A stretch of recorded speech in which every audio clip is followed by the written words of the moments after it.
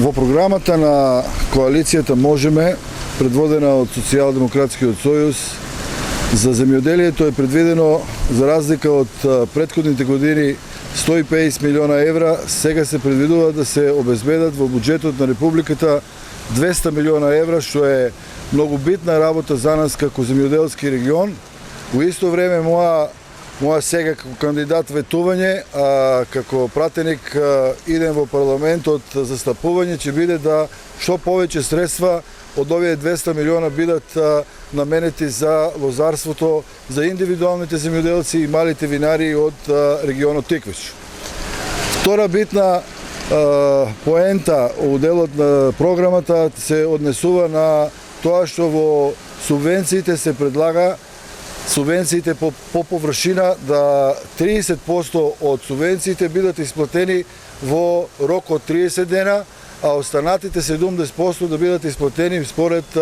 роковник на календар на платежната агенција. Исто многу битно за нашите земјоделци и посебно за лозари.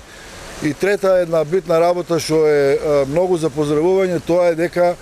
100% се предвидува регрес на така наречената зелена нафта, значи беше 30, ова влада зголеми на 50, сега се предлага 100% да се субвенционира нафтата за механизацијата на земјоделците согласно земјоделската површина.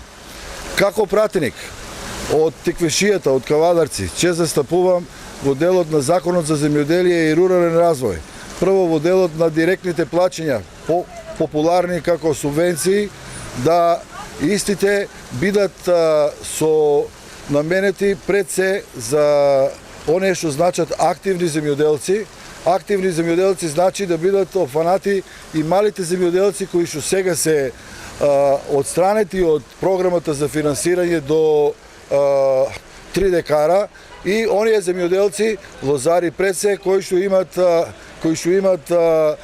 собствено користење на производството на грозје. Значи да бидат сите опфанати, сето она што значи активни земјоделци. Да се укине она што сега е голем проблем, условувањето со водарина, пашарина,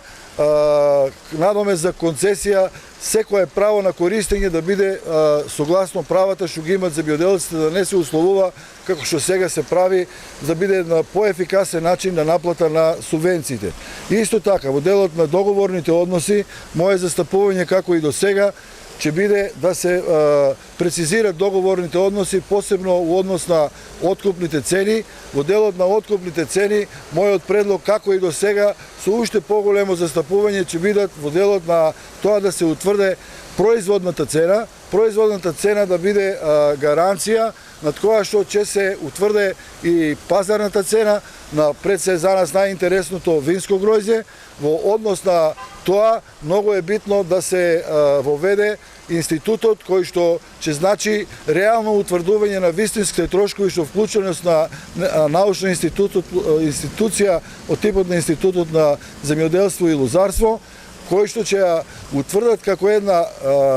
договорна рамка посредувањето на Министерството да во сооткупувачите, у нашиот случај винариите, тоа биде основа во која што партнерскиот однос на јаката организација на земјоделците ќе застапува да биде некако сега стагнација на откупната цена, него да биде со една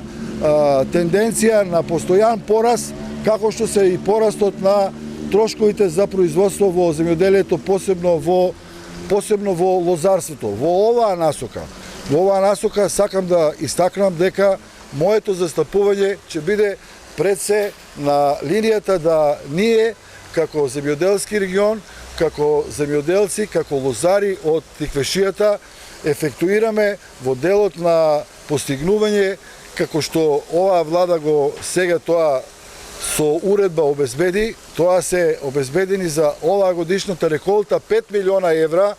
за решавање на така наречениот вишок на гројзе. Вишок на гројзе значи она што нема да склучат откупувачите винари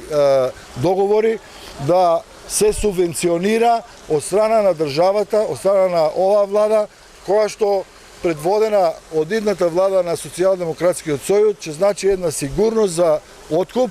и ќе значи едно постигање на цена со таквите субвенции, која што ќе биде и интерес во однос на приходирањето на самите земјоделци. Затоа вашата сигурност, вашата поголема заработувачка во земјоделието е со определбата за гласање за реден број 3 коалицијата Можеме, предводена од носителот Зоран Заев.